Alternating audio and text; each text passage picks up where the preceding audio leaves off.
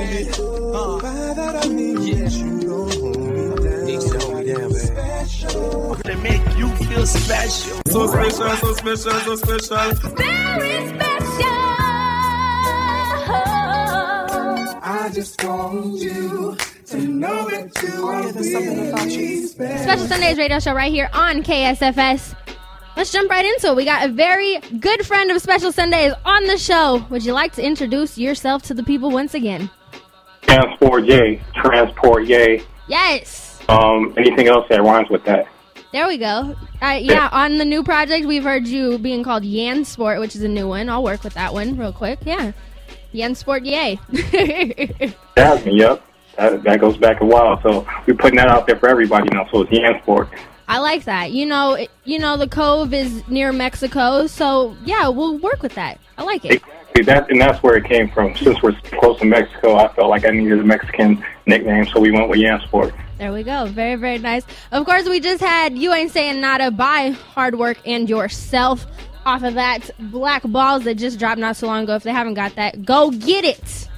We got the whole interview up with that. If you want to listen to that afterwards, it's up on specialsundays.com. Then before that, we had The Rush by J Good, Kino, and Aomari, produced by yourself. And if the people don't know, J Good kind of introduced me to you. He was talking about working with you and stuff like that. Followed you on Twitter, got the follow back, and we kind of went from there. So what was it like working with J Good?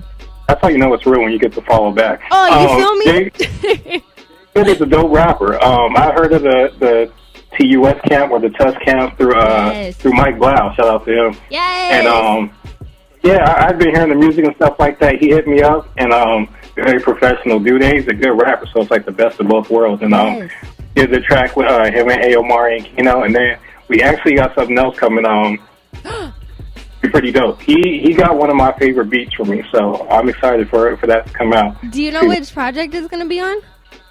I have no idea. Okay, because he has a couple. The one that I remember offhand is Bluffington High, so I wonder if it's on there, or maybe it's on something else. He's always working on something, goodness gracious. But of course, we're here to talk about Movements 2. Movements 2. Yes, I'm so excited. So, wow, hey.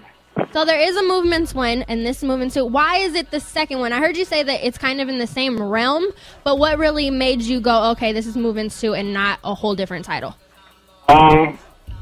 I went through a whole bunch of different titles is what made me realize it. The beginning of it, I had some of the tracks from this album on there, and I was just running through titles trying to be all creative. I had like some weird history title that it was just crazy. It was kind of going over people's heads and stuff, and so I just kept creating music. And the more I did that, the more it kind of felt like Movements again. It felt like that album, that journey, but it sounded more mature. Mm-hmm. It sounded more progressive. So it was really a reprisal of it. So that's why it's called the reprise. It was kind of just going back to that realm and that era, and just creating a scene really with instrumentals and take you on that journey to where you feel like you're in a whole other world when you're listening to it. And when you come out of it, like if you want to have that experience again, you go back and play that album. So nice. I like that a lot. And yeah, you do kind of get the same feeling, but there's also different feelings that we're going to talk about in a little bit. But of course, it is an instrumental album, and it has a story, and it has a concept from front to back, like all of your instrumental albums do, which is something that I completely admire and just love to listen to, because it's not a beat tape, it's an instrumental album, and it's just the journey that it takes you on is incredible. So since it does have a story, which came first, the story or the beats, in as far as like piecing it together?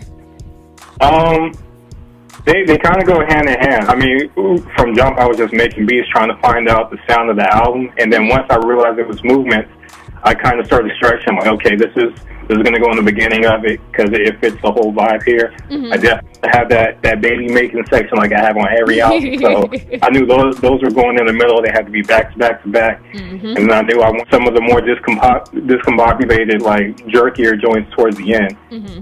And I think this time around it's a lot more sentimental at the very end.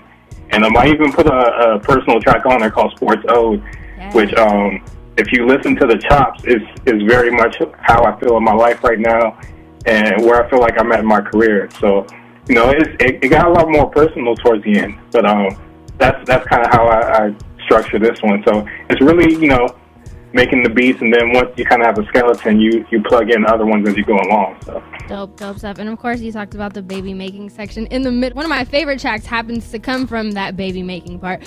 Entertain You, which was cool because it had like really defined clips. So did you find those somewhere, or did you record those yourself, or what was the story behind those clips? when you go back to Movements 1, I had the cane joint where it had the moans and all that kind of stuff. Mm-hmm. So I really wanted it to be like a whole progressive scene. So what I did is I actually went and got a porn clip from Isla Fox. And it sounds like it plays all the way through, like it's just one, you know, one big clip or whatever. Okay. But I actually chopped it up here and there, just like you would do a beat.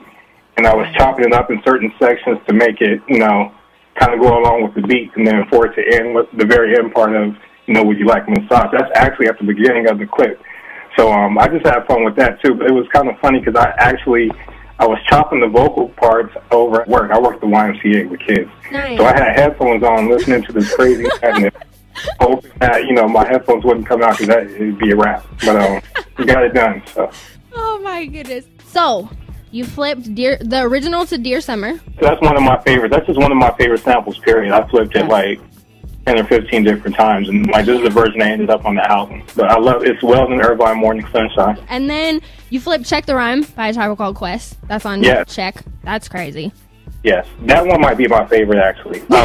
I've always I'm a big Tribe Called Quest fan, and I've always heard the intro to that track, and like it always gets me hype. And then I was thinking like, how come? I don't know if there's a track out there, but I've never heard anybody use those drums. So I was like, you know, it'd be dope to just like loop that.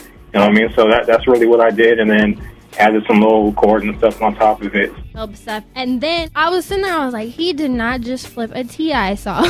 His is called like Why You Want Her. The original is Crystal Waters' Gypsy Woman, and like that's one of the songs I remember from my childhood, like that early like MTV era where they were putting out like the volume CDs and Tom's Diner and stuff like that was out. Like that's from my childhood. So I remember when I first heard T.I. flip it, like that bugged me out. You know, this was your BBM status, and I would like to believe that I'm part of it. We are the two last people left on BBM. Yeah, we are the last two people on BBM. Like, I scroll up and down, there's nobody on there anymore. You're going to leave me alone. So we have a lot of BBM conversations, and we were talking about this project before it even dropped when you were still working on it, putting it together. Super dope. You talked about there is going to be an accompanying film, which I cannot wait for. We're working on that right now. Like I mentioned before, Andrew Quesada, he approached me after the first Movements project, wanted to do like a short film for it because it's a very visual album. If you listen to it the right way, that's how I wanted it to be. So he's like the visual side of me. He does stuff like that I can't do. And so we were going to try and do that for the first one, but it was so much after it came out and I was working on Save My Soul and Black Balls Were Hard Work. So you know, we just kind of put it off for something else. And I started working on Movements 2, and he came to me again about doing it. I was like, all right, let's do it this time. And I'm working with this dope editor named Brian Hayashi. It's going to be a dope project. It's really, I think it'll enhance what the project is about, because when I do instrumental albums, it's not about having my dopest beats on there. There are tracks that I don't like on all my instrumental albums, but I know they fit what the album is about. So having visuals to each track is going to kind of, you know, enhance, like, okay, this is what he's trying to illustrate with that instrumental. So definitely. Good. I cannot wait for that. Because, of course, you did the video for Forever. Right, so this is just like an extension of that, which is going to be really cool to see. So I'm super excited. And that Forever video is why I have the beard in the first place. I heard that on Homegrown Radio. It was like, oh, so that's the story behind the beard. Yeah, I grew the beard for that video. Shout out to the other one. He told me, like, yeah, you got to grow an afro in the beard. It has to be all 70s. Now, I'm not growing the afro, but I'll do the beard. And then I just kept it, really. So that's the main reason why I have it. If you go on YouTube and look at Mia Hardwork's, like, retarded tour videos, I actually announced it on there. I'm like, hey, I'm going to grow a beard because Dad had told me, so we'll see what happens. And like now it's been like a year and a half with it. So you know what's weird too is ladies really love beards. Me, you know, no offense, but not so much. That's not really my thing. But ladies who love beards, like love beards, like you know Bella Metaphor. She was telling me that beards to her are like boobs to guys. Like that's how she feels, and I think that's crazy. And there's a lot of women who agree with her. So you know, go on with your bad self. Hey, I'm gonna keep it then. My pimp game is climbing. The beard game is cracking right now. Oh my God. crazy. Then, of course, speaking of the beard is just going places with the actual album cover because people are getting to wear your beard. Yeah, it's crazy. I'm not even smart enough to like think of that myself. Man. We did the album cover. Shout out to Garrett McGrew from LA Lemon. He did the album cover for me. He was like, "Yo, I just want to focus on your beard." I was like, "That's really weird, but okay." And, it came out cool. And then I think it was Seafree, the other half of LA Lemon, who was at the show, my release party. He kept holding the picture up to his face like that.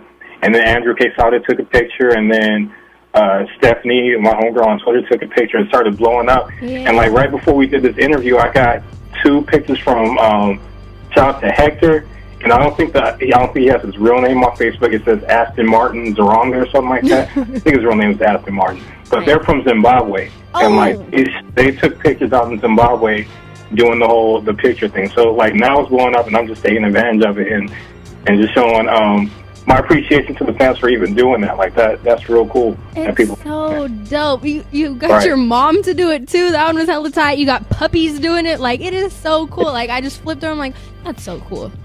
And my mom's all about it. It's creepy because I look just like my mom. So like me with curly hair. Crazy. Do you have an idea of what you're gonna do with them afterwards, or it's just kind of posting them?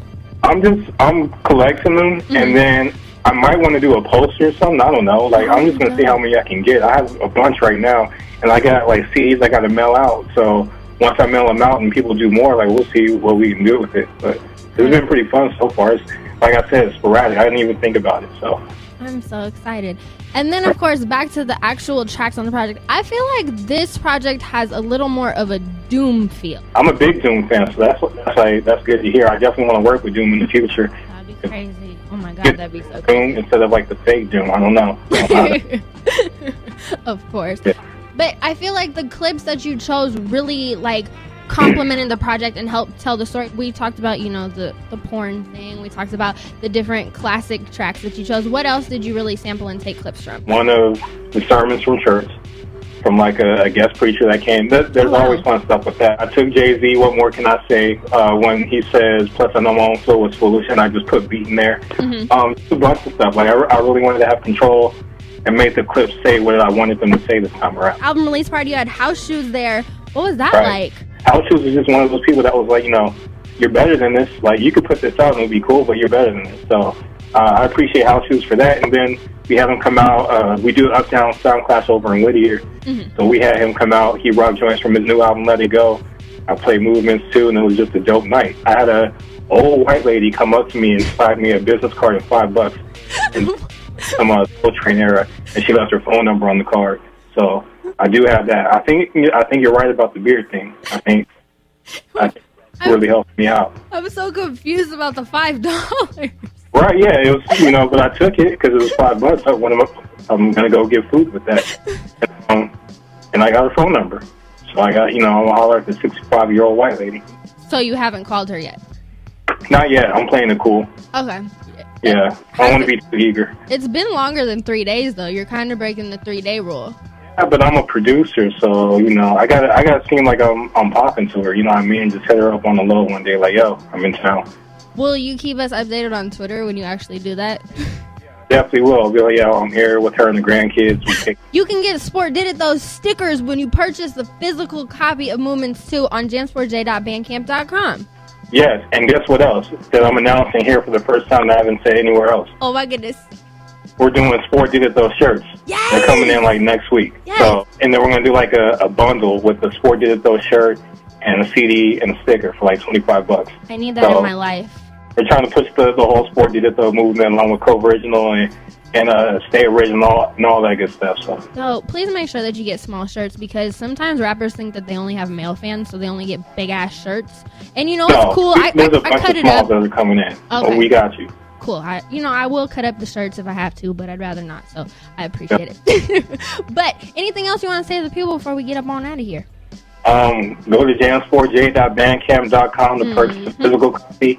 Take a funny picture, send it to me, get it on iTunes, just search Jansport J. We got, Save My Soul is on there, Black Balls is on there, yep. Move 2 is on there.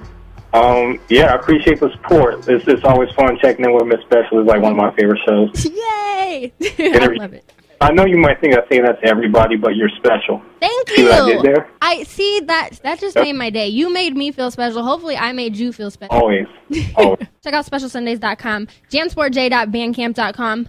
Stay special.